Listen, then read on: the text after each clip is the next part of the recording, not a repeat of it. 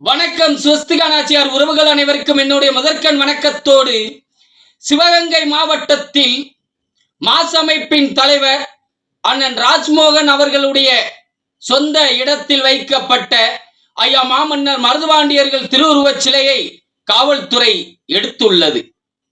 எதற்காக எடுத்தார்கள் என 5 மணி அளவில், இன்று மாலை 5 மணி அளவில் சிவகங்கை மாவட்ட ஆட்சியர் அலுவலகத்திலும் சிவகங்கை மாவட்ட காவல்துறை கண்காணிப்பாளர் அலுவலகத்திலும் சென்று முறையிட உள்ளார்கள்.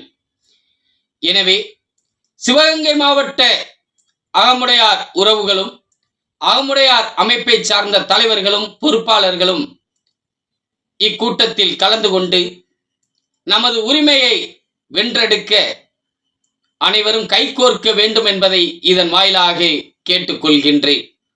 வாழ்க மருதுபுகழ், வளர்க அகமுடையார் ஒற்றுமை.